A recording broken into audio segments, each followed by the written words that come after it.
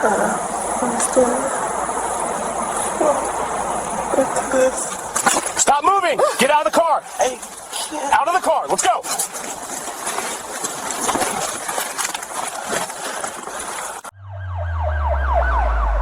She lifted her wrist toward him, struggling to hold it steady, and the afternoon light caught the polished metal of her bracelet. A silver band wrapped around her wrist, engraved with a red medical symbol that anyone with basic training should recognize. It was the universal sign for medical alert, the symbol that says this person has a condition you need to know about. Clarice was using every ounce of remaining strength to communicate the one fact that mattered. She was sick. She needed help. The body camera recorded the bracelet in perfect detail. The silver gleamed in the sunlight streaming through the window. The red symbol was unmistakable. The words engraved on the back, if the officer had bothered to flip it over, would have told him everything. Type 1 diabetic, insulin dependent, emergency contact followed by a phone number. Officer Derek Harmon's eyes moved toward the bracelet. The camera captured the moment his gaze registered the silver band. He saw it.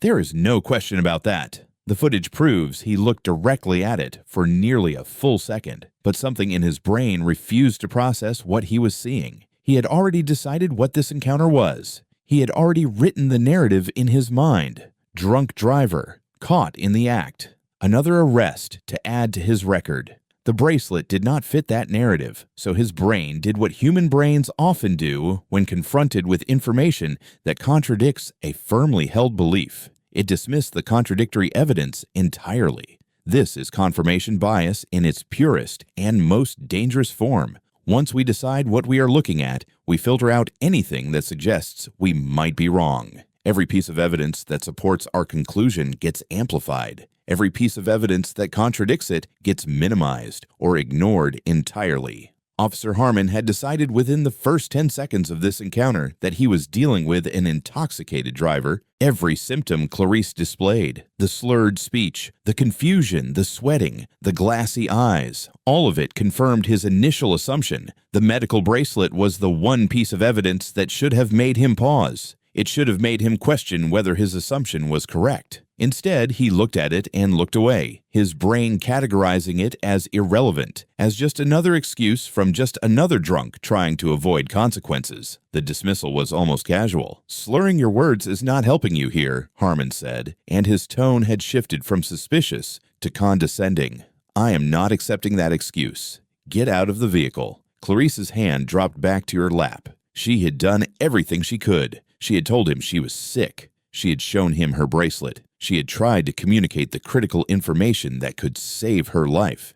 And he had ignored all of it. She wanted to scream at him, wanted to make him understand, but her body was failing her. Her blood sugar had dropped below 40 milligrams per deciliter, and her brain was running on fumes. She could feel herself slipping away, feel the darkness encroaching on the edges of her consciousness. She was going to die. She was going to die in the front seat of her car because this officer refused to believe her. Harmon waited for her to comply with his order. When she did not move, did not reach for the door handle, did not make any attempt to exit the vehicle, his patience evaporated. He interpreted her immobility as defiance, as resistance, as yet another sign that she was guilty and knew it. He did not consider for a moment that she physically could not move, that her muscles were not responding to her commands, that she was trapped inside a body that was shutting down. He opened the driver's side door with more force than necessary, the hinges groaning in protest. "Let's go," Harmon said, reaching into the vehicle. "We can do this the easy way or the hard way." He grabbed Clarice's upper arm and pulled. Her body was dead weight, completely limp. She had no strength left to support herself, no coordination left to help with the transfer. She slid sideways in the seat, and Harmon had to catch her to keep her from falling face first onto the pavement. He grunted with the effort, annoyed at how difficult she was making this. In his mind, this level of impairment meant she was severely intoxicated, probably 2 or 3 times over the legal limit. He had seen plenty of drunk drivers, but few this far gone in the middle of the afternoon. He pulled her out of the car and tried to set her on her feet, but her legs buckled immediately. She collapsed against him, her full weight sagging into his arms. He had to hold her upright, one hand gripping her arm, the other pressed against her back. She made a sound, something between a whimper and a moan, but no words came out. She was beyond speech now, beyond conscious thought, operating on pure survival instinct. Harmon spun her around with practiced efficiency. He pulled her arms behind her back, and the handcuffs clicked into place, first around her right wrist, then around her left. The metal cuffs closed over the medical alert bracelet, trapping it against her skin. The bracelet was still visible, still readable, still ignored. Clarice was now officially in custody, suspected of driving under the influence, a charge that would haunt her records if it were not corrected. But more immediately, she was a diabetic in severe hypoglycemic shock, handcuffed and helpless, with no way to communicate her condition and no one who would listen even if she could. The body camera captured everything. Every moment of the arrest was preserved in digital clarity. The way Clarice's body went limp, the way her head lolled forward, chin dropping to her chest, the way Harmon had to half carry, half drag her toward his patrol car. The footage would later be reviewed by supervisors, attorneys, and eventually millions of viewers around the world. But in that moment, it was just a camera doing its job, recording evidence that Harmon assumed would support his arrest. He guided Clarice to the back of his patrol car, opened the rear door, and maneuvered her into the back seat. She slumped against the window immediately, her eyes closed, her breathing shallow and rapid. Harmon looked at her for a moment, saw what he thought was a drunk woman sleeping it off, and felt satisfied with his work. He had gotten another impaired driver off the road. He was doing his job. "Stay awake," he ordered, though his voice held no real urgency, just a routine command he had given to dozens of suspects before.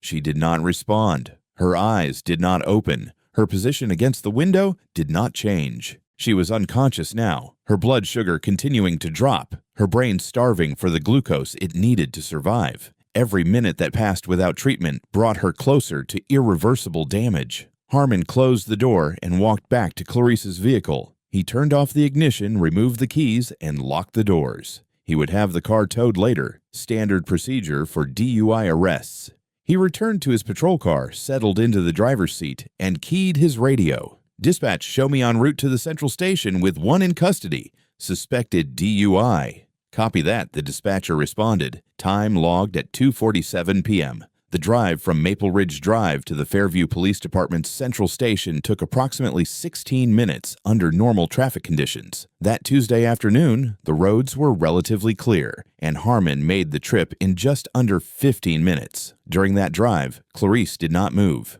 She remained slumped against the window exactly where he had left her, her body limp and unresponsive. Harmon checked on her twice through the rearview mirror, brief glances that confirmed she was still in the back seat. He did not notice that her breathing had become more labored. He did not notice the way her fingers had started to twitch, a warning sign of impending seizure. He assumed she was sleeping, that she would wake up at the station confused and belligerent like so many other drunks he had transported. The Fairview Police Department's central station was a 3-story brick building that had been constructed in the 1970s and renovated twice since then. The booking area was on the ground floor, a utilitarian space with fluorescent lighting, a long counter staffed by processing officers, and a row of metal chairs bolted to the wall. Harmon parked in the rear lot, walked around to the back door of his patrol car, and opened it. "We're here," he said. "Time to wake up." Clarice did not respond. Her eyes remained closed. Her body did not stir. Harmon reached in and shook her shoulder. "Hey, I need you to wake up now." Nothing. The first flutter of concern crossed his mind, quickly suppressed. She was just really drunk. He had seen this before. Some people passed out and took a while to come around. He unbuckled her seatbelt and pulled her out of the vehicle, catching her weight as she slid toward the ground. She was completely limp, offering no resistance but also no assistance. He had to support her entire body weight as he walked her toward the station entrance. The booking desk officer, a veteran named Martinez who had been processing arrests for 17 years, looked up as Harmon struggled through the door. His eyebrows rose at the sight of the young officer practically carrying an unconscious woman. "DUI," Harmon explained, slightly out of breath from the effort. "She is really out of it." Martinez studied the woman for a moment, noting her pallor, the sweat on her face, the complete lack of responsiveness. Something about her appearance nagged at him, a whisper of wrongness that he could not quite identify. But he had seen plenty of severely intoxicated people come through these doors, and she fit the general profile. "You calling for a blood draw?" Martinez asked. Going to have to. There is no way she can blow into a breathalyzer in this condition. In most states, when a DUI suspect is unable or unwilling to take a breath test, law enforcement can request a blood draw to determine blood alcohol content. This requires bringing in a certified phlebotomist or paramedic who can draw blood while maintaining the chain of custody for evidence. The Fairview Police Department had a contract with a local medical services company that provided on-call technicians for exactly this purpose. Harmon got Clarice into one of the metal chairs along the wall. Her body slumped forward immediately, and he had to position her against the wall to keep her from sliding onto the floor. Her head lolled to one side, her breathing shallow but steady. Harmon stepped away to make the call, leaving her propped against the wall like a discarded mannequin. The on-call medic that evening was a man named Victor Reyes. He had been working as a paramedic for 14 years before transitioning to contract work that included blood draws for law enforcement. It was easier money than running emergency calls, less stressful, and the hours were more predictable. He received the call at 3:08 p.m. and arrived at the station 26 minutes later, carrying a small black medical bag containing everything he needed for a routine blood draw. Victor walked into the booking area with the casual confidence of someone who had done this hundreds of times. He expected to find a belligerent drunk. Maybe someone who would need to be restrained while he worked. Maybe someone who would curse at him and threaten lawsuits. What he found instead made him stop in his tracks. The woman in the chair was not drunk. Victor knew this the moment he saw her. After 14 years as a paramedic, he had developed instincts about patients that went beyond conscious analysis. Something in the way she was positioned, in the pallor of her skin, in the sheen of sweat on her face, triggered alarm bells in his mind. He approached quickly, his demeanor shifting from routine to alert. He knelt in front of Clarice and placed his hand on her shoulder. "Ma'am, can you hear me?" No response. Her eyes remained closed. Her head did not move. Victor touched her forehead. Her skin was cold and clammy, covered in a film of sweat. This was wrong.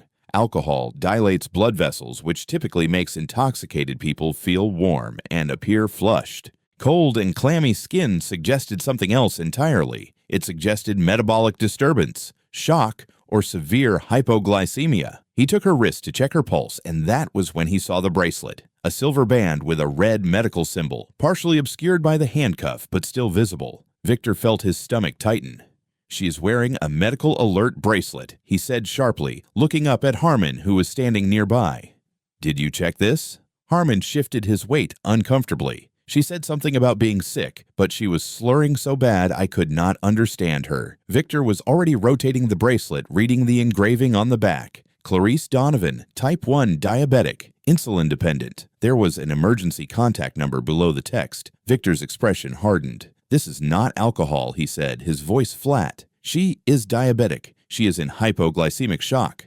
He reached into his bag and pulled out a glucose meter, a small electronic device that could measure blood sugar levels from a single drop of blood. He pricked Clarice's finger with a lancet, squeezed out a drop of blood, and touched it to the test strip. The meter beeped. The number that appeared on the screen made Victor's breath catch.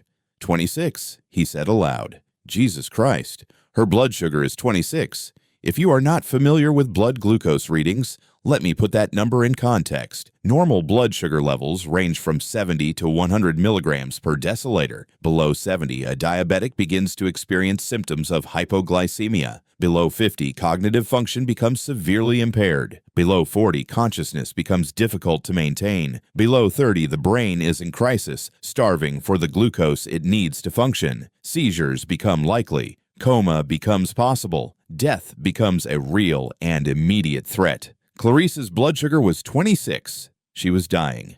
She had been dying for the past 30 minutes while handcuffed in the back of a police car, while being dragged into a police station, while being propped against a wall like a prop. Every minute that had passed without treatment had pushed her closer to the edge. Victor did not have time to be gentle or diplomatic. He reached into his bag and pulled out a tube of glucose gel, a concentrated sugar paste designed for exactly this emergency. He grabbed Clarice's jaw and forced her mouth open, then squeezed the gel between her cheek and gum, where it could absorb through the mucous membranes. It was not as fast as an IV dextrose push, but it was all he had. "Call 911, he ordered Harmon. "Tell them we have a diabetic emergency. Female, unconscious blood glucose of 26. We need EMS now." Harmon stood frozen for a moment, his face pale as the reality of what he had done began to sink in. He had not arrested a drunk driver. He had arrested a dying woman. He had handcuffed her while her brain was shutting down. He had driven her 16 minutes across town while her body slipped toward coma. Now Victor snapped. Harmon fumbled for his radio, his hands trembling. "Dispatch, I need EMS to Central Station. We have a medical emergency, diabetic, unconscious. Blood sugar is critically low." Victor kept working. He elevated Clarice's legs to help blood flow to her brain. He checked her pulse, counting the rapid, erratic beats. He squeezed more glucose gel into her mouth, talking to her the entire time, even though she could not hear him. "Stay with me, Clarice. We are getting sugar into you. Your body knows how to use it. Just stay with me." 3 minutes passed. Victor checked her blood sugar again. 30. It was rising, but slowly. Too slowly for comfort. He gave her more glucose gel, watching her face for any sign of consciousness. 4 minutes. 32. Still rising. 5 minutes. 36. 6 minutes. 39. At 7 minutes, Clarice's eyelids flickered, the first sign of consciousness. Victor leaned closer, watching intently. At 8 minutes, her eyes opened. They were unfocused, confused, but they were open. She was coming back. "Clarice," Victor said gently. "You are okay. You are safe. Can you hear me?" Her lips moved, but no sound came out. She tried to lift her hand and found it trapped behind her back, the handcuffs still in place. Panic flickered across her face. "Get those off her," Victor said to Harmon. "Now." Harmon moved forward and removed the handcuffs with shaking hands. Clarice brought her arms forward slowly, wincing at the stiffness. She looked around the room, trying to understand where she was, how she had gotten here, what had happened to her. "What?" she managed to whisper. "What happened?" "Your blood sugar crashed," Victor explained. "You had a severe hypoglycemic episode. You are at the police station. We are getting you help." The EMS crew arrived 12 minutes after Harmon's call, rushing through the doors with a stretcher and emergency equipment. Victor gave them a rapid handoff, explaining the situation in clinical shorthand. Type 1 diabetic, severe hypoglycemic episode, initial blood glucose of 26, currently up to 43 after oral glucose gel. Patient is conscious but disoriented. The paramedics started an IV line and pushed dextrose, the fast-acting sugar solution that would stabilize Clarice's blood sugar far more effectively than glucose gel. Within 5 minutes, her levels had risen to 78. Within 10 minutes, she was alert enough to speak in complete sentences. "I tried to tell him," Clarice said, her voice hoarse. "I showed him my bracelet. I told him I was sick. He did not believe me." The lead paramedic glanced at Victor, who nodded slightly. They both understood what had happened here. They had both seen variations of this story before, though rarely this severe. She was transported to Mercy General Hospital, where she spent 7 hours in the emergency department being monitored and stabilized. The doctors ran tests to ensure there had been no permanent damage from the prolonged hypoglycemic episode. They adjusted her insulin dosage, counseled her on the warning signs she had already known her entire life, and finally released her at 11:30 that night with instructions to follow up with her endocrinologist within the week. Clarice went home to her small apartment, crawled into bed without changing out of her clothes, and cried. She cried for an hour, maybe more. She cried from relief at being alive, from the sheer physical exhaustion of what her body had endured. She cried from the trauma of being handcuffed while she was dying, of being treated like a criminal when she needed help. She cried from the humiliation of being dragged through a police station, of having strangers stare at her like she was a spectacle. And she cried from rage, pure burning rage at the injustice of what had happened to her.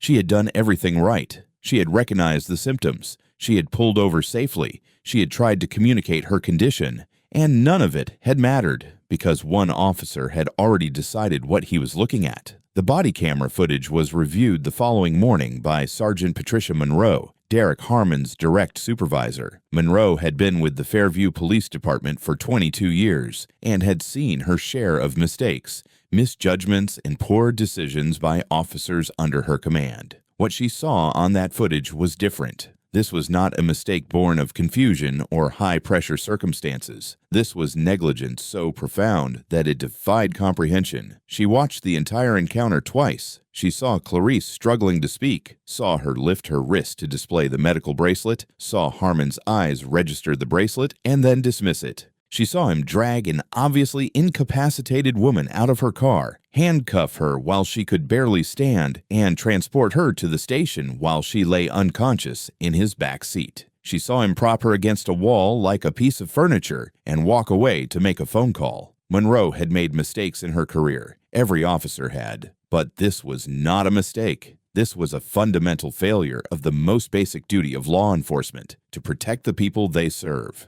An officer had ignored clear evidence of a medical emergency, had ignored a medical alert bracelet literally held up in front of his face, and had nearly let a woman die in custody. If Victor Reyes had been less experienced, if he had not recognized the signs of hypoglycemic shock, Clarice Donovan might have had a seizure in that chair. She might have slipped into a coma. She might have died while handcuffed and helpless, surrounded by people who should have helped her. Monroe elevated the footage to the chief. Chief Rodriguez watched it without comment, his expression growing darker with each passing minute. When the footage ended, he immediately called the city's legal department. The city attorney watched the same footage and began calculating settlement figures before it was even finished. Everyone who saw that video understood the same thing. The city was exposed to massive liability. If Clarice had died, the wrongful death lawsuit would have been in the tens of millions. As it stood, they were looking at federal civil rights violations, negligence claims, Americans with Disabilities Act violations, and a public relations disaster of epic proportions. The footage would inevitably become public. It would go viral. The city would be held up as an example of everything wrong with police training and oversight.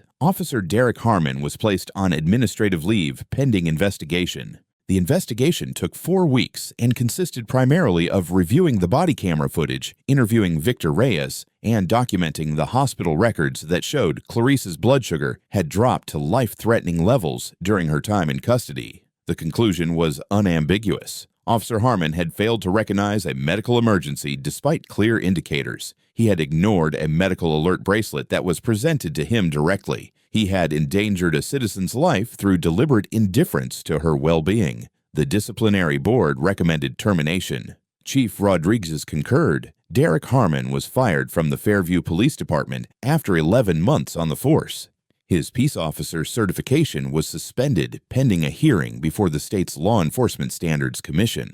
At that hearing, the board reviewed the same footage and the same evidence and determined that Harmon's actions fell so far below accepted standards of care that he could not be trusted to work in law enforcement. His certification was permanently revoked. His career in policing was over before it had really begun.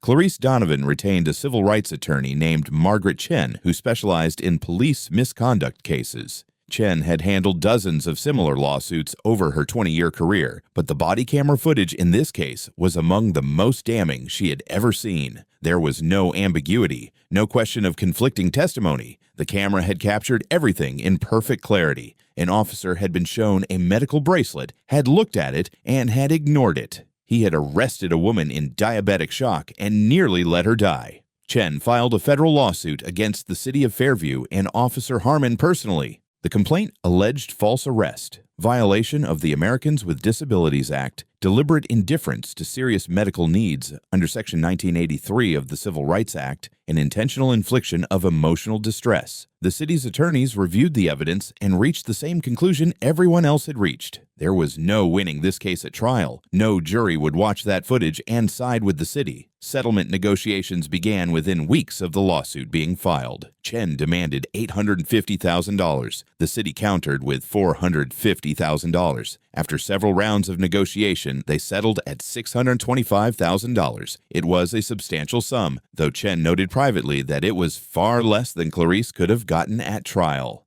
But Clarice did not want to spend years reliving the worst day of her life in courtroom after courtroom. She wanted closure. She wanted to move on. Part of the settlement money went to pay Chen's fees. Part went into savings. And part, a significant part, went to establish a foundation that Clarice named Medical Alert Recognition Initiative. The foundation's mission was to provide free training to law enforcement agencies on recognizing medical emergencies that can mimic intoxication or drug use. Clarice wanted to ensure that what happened to her would not happen to someone else. She wanted her nightmare to have meaning. The story broke in the local news first. A brief segment on the evening broadcast that noted a Fairview police officer had been terminated following an incident involving a diabetic woman. Then the body camera footage was released through a public records request, and the story went regional, then national, then viral. Within 72 hours, the footage had been viewed over 25 million times across various platforms. The comments were universally outraged. How can someone ignore a medical bracelet?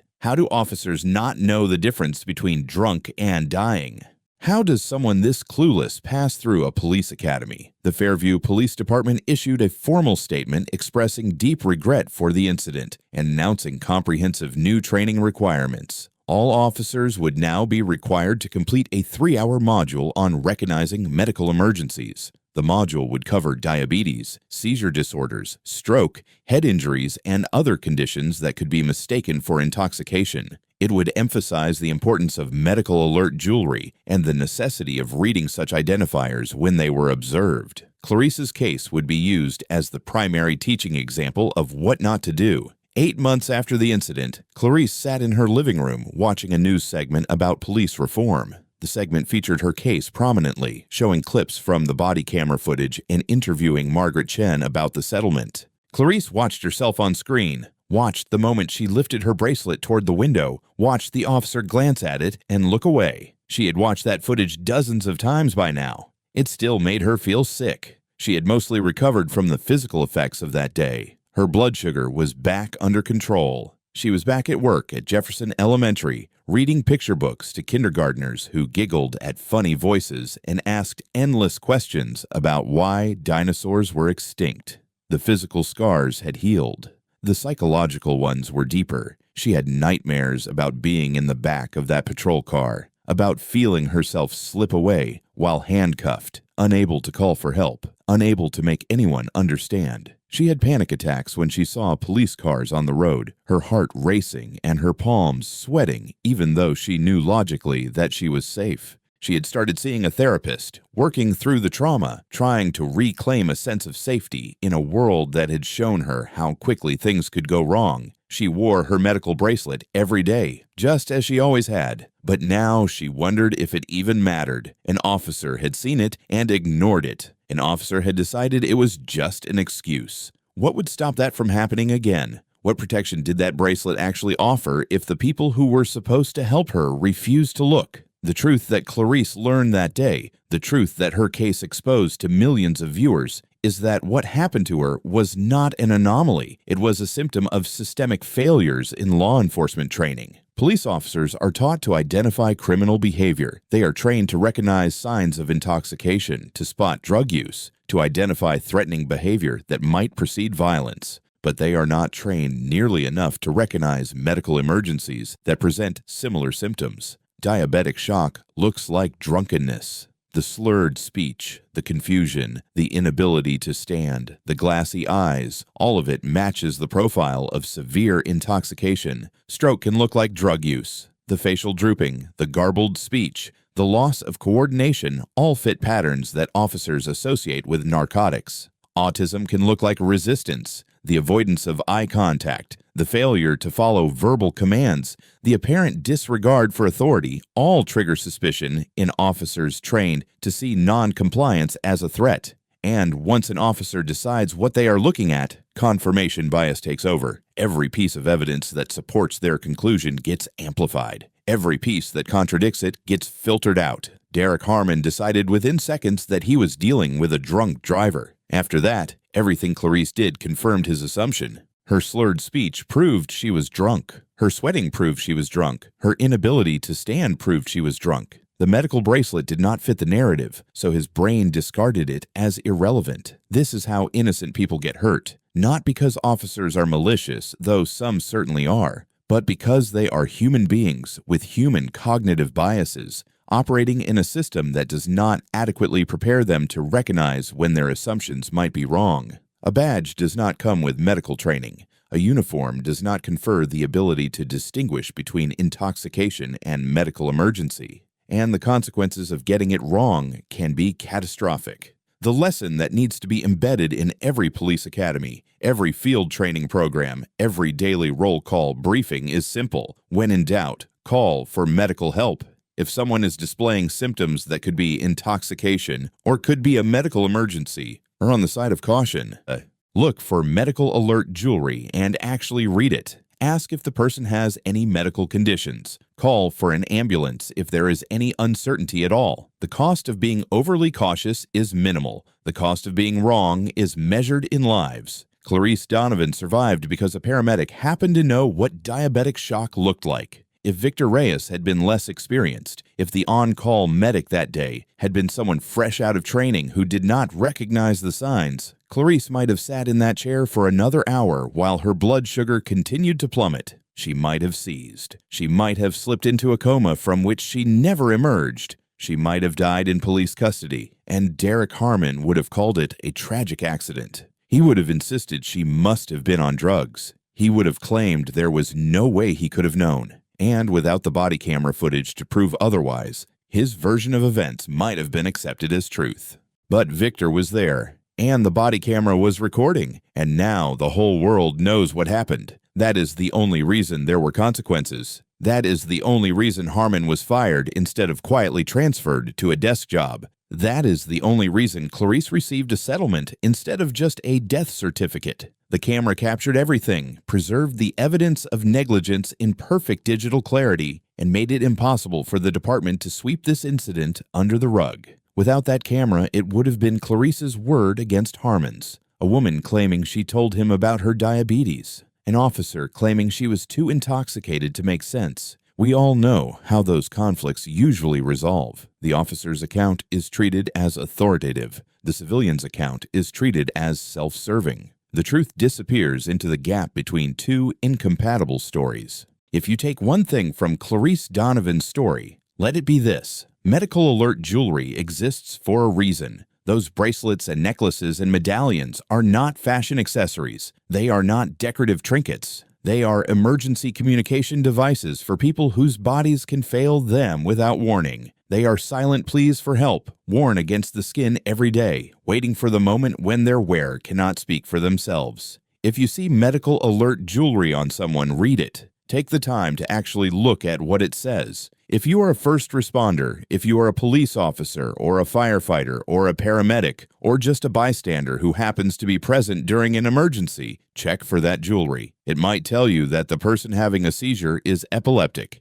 It might tell you that the person who collapsed is diabetic. It might tell you that the person who seems confused has Alzheimer's or autism or a traumatic brain injury. It might tell you something that changes everything about how you respond. Clarice Donovan pulled over because she was trying to be responsible. She recognized the warning signs of a hypoglycemic crash. She knew she was too impaired to drive safely. She made the decision that every safety instructor and every physician would tell her to make. She got off the road. She tried to get help. And she was arrested, handcuffed, transported across town, and left to die in a police station because one officer could not be bothered to read her bracelet. That is the nightmare. Not that officers make mistakes. Everyone makes mistakes, but that the systems in place allow those mistakes to become life-threatening before anyone realizes something is wrong. That a woman can be showing clear signs of medical distress, can be actively trying to communicate her condition, can be wearing identification designed specifically to prevent this exact situation and still be treated like a criminal. That the training gaps and cognitive biases in law enforcement can turn a medical emergency into a near-death experience. Clarice survived because she got lucky, because the medic who arrived happened to be experienced, because her body held on just long enough for help to arrive. The next person might not be so lucky. The next diabetic who crashes behind the wheel might encounter an officer who is even less observant. The next epileptic having a seizure might be tased for resisting arrest. The next stroke victim might be left in a holding cell because officers assume they are on drugs. That is why these stories matter. That is why we tell them, share them, and demand better, because a badge comes with enormous power, the power to detain, to arrest, to use force, to make decisions that alter lives. And that power has to be balanced with the knowledge to use it correctly. It has to be tempered with the humility to admit uncertainty, the training to recognize medical emergencies, and the judgment to know when to call for help. Derek Harmon had the power. He did not have the knowledge, and Clarice Donovan almost paid for that ignorance with her life. If this story made you think differently about police training, about medical emergencies, about the hidden dangers that people with invisible conditions face every day, take a moment to share it. Not just to subscribe to this channel, though I appreciate everyone who does, but to share this information where it might do some good. Share it with officers you know. Share it with family members who work in emergency services. Share it with anyone who might one day be the person who decides whether someone like Clarice gets help or gets handcuffs, because the next Clarice Donovan is out there right now. Someone with diabetes or epilepsy or any of 100 other conditions that can cause symptoms mistaken for intoxication. Someone wearing a medical bracelet and hoping that if they ever need help, the person who finds them will bother to look. Someone whose life might depend on whether the next officer they encounter has learned the lesson that Derek Harmon learned too late. The bracelet is not an excuse. It is a warning. It is a plea for help from someone who might not be able to speak. And the only question is whether the people who see it will take the 3 seconds required to read it. Clarice Donovan did everything right. She recognized her symptoms, pulled over safely, and tried to communicate her condition. She held up her bracelet and waited for help. And she was handcuffed instead. She was arrested instead. She was left to die instead. That cannot keep happening. That must not keep happening. And the only way to prevent it is to demand better training, better accountability, and better awareness from everyone in a position to help. Because the next time it might not be a stranger on the news. The next time it might be someone you know. The next time it might be you.